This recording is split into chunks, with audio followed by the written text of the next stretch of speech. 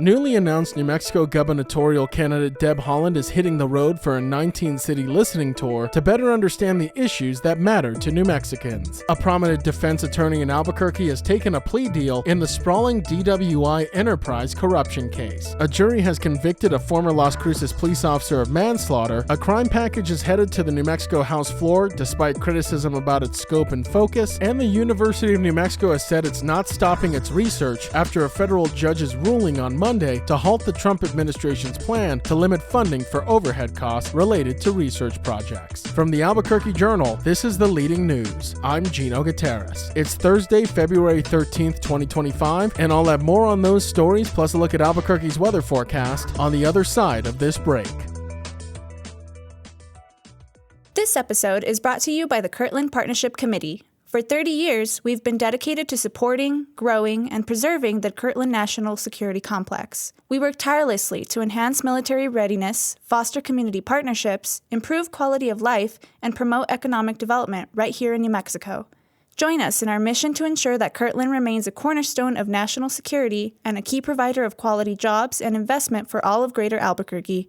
Together, we can make a powerful impact. Kirtland Partnership Committee, proudly shaping the future of our national security for 30 years. Deb Holland has officially launched her campaign to become New Mexico's next governor, aiming to make history as the first Native American female governor in the United States. While she hasn't yet outlined specific policy differences from current Governor Michelle Lujan Grisham, she emphasized her unique perspective and commitment to listening to New Mexicans. To connect with voters, Holland is kicking off a 19-city listening tour, highlighting concerns such as cost of living struggles and crime. And as my colleague, Journal Capitol Bureau Chief Dan Boyd explains, Holland will also use this listening tour as an opportunity to understand what's on the minds of New Mexicans. Unlike some campaigns, she's not coming into this with kind of a full list of policy proposals. She's saying, some issues she's going to focus on include crime, cost of living issues, those type of things. But she said she plans to get out on the road and talk to folks and really kind of go from there and try to listen and base some of her policy ideas on those discussions. Her campaign has already gained momentum, raising over $686,000 from more than 13,000 donors in just a short time. She's also engaging with supporters through campaign merchandise. Despite the enthusiasm surrounding her bid, not everybody is on board. New Mexico Republican Party Chairwoman Amy Barella criticized Holland as a, quote, Washington insider with a liberal track record, particularly pointing to her stance on climate policies and oil drilling restrictions as Interior Secretary. Holland is focused on looking forward, positioning Democratic governors as a check against Trump-era policies. Expressing a deep connection to New Mexico, Holland says she feels a sense of urgency to start her campaign early. She's eager to hit the ground running, listen to the people, and shape a vision for the state's future.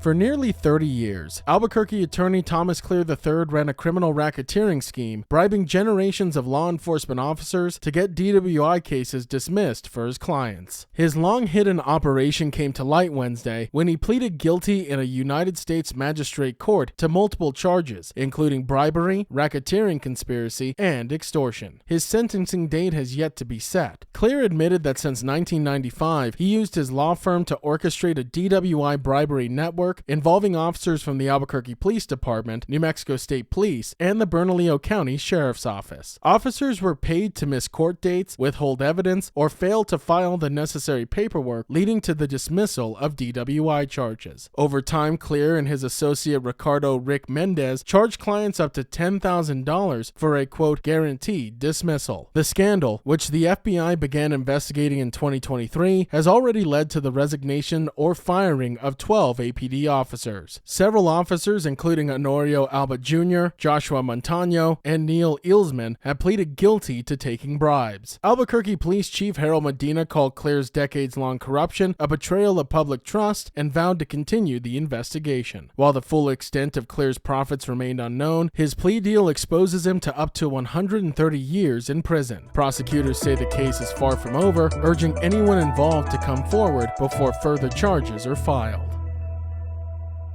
In a high-profile case out of Las Cruces, a former police officer, Brad Lunsford, was found guilty of voluntary manslaughter for the 2022 killing of Presley Eze. The conviction came after an 8-day trial, during which jurors reviewed video footage and heard arguments about whether Lunsford's use of deadly force was justified. The incident began with a simple shoplifting complaint at a gas station on August 2, 2022. When officers confronted Eze, a struggle ensued. Video evidence showed officers pulling Eze from his car, and in a matter of seconds, Lunsford fired a fatal shot into Eze's head. During the trial, Lunsford argued that he acted in self-defense, claiming Eze reached for another officer's gun and a fallen taser. His defense emphasized that Lunsford had limited options in a fast-moving, dangerous situation. However, prosecutors argued that Lunsford had the ability to de-escalate, instead chose to use deadly force. They described his actions as an unjust overreaction to a minor offense. After just 2.5 hours of deliberation, the jury returned with a guilty verdict. This came down to the judgment that Lunsford made in about 2 seconds.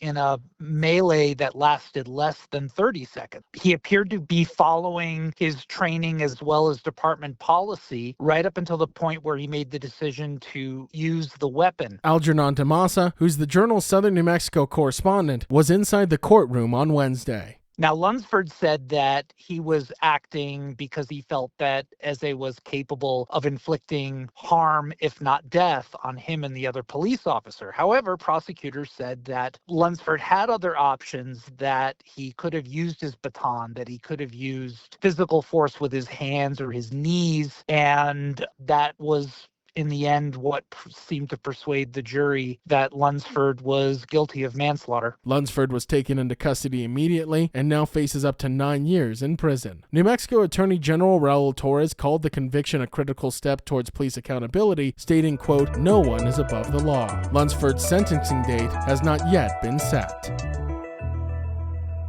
If you like hearing all of the latest news from the Albuquerque Journal here on the Leading News, consider becoming a digital subscriber to the Albuquerque Journal. You can check our show notes for a discount code on a digital subscription and keep up with all the latest news from New Mexico's leading news source. A crime package, House Bill 8, is heading to the New Mexico House floor, proposing tougher penalties for fentanyl tracking, school shooting targets, auto theft, and firearm modifications. It also includes changes to how the state handles defendants deemed incompetent to stand trial. The bill passed the House Judiciary Committee on a party line vote 7-4, with Republicans arguing it doesn't go far enough to address crime, particularly regarding juvenile offenders. Some Democrats also voiced concerns over specific provisions. Supporters say the package, though not perfect, is a step forward and complements a Senate-backed behavioral health initiative to tackle crime, homelessness, and substance abuse. Critics, including the ACLU, warn it could lead to excessive forced hospitalization and harsher sentencing. Despite disagreements, lawmakers agree that addressing New Mexico's crime rate, nearly twice the national average, is a priority.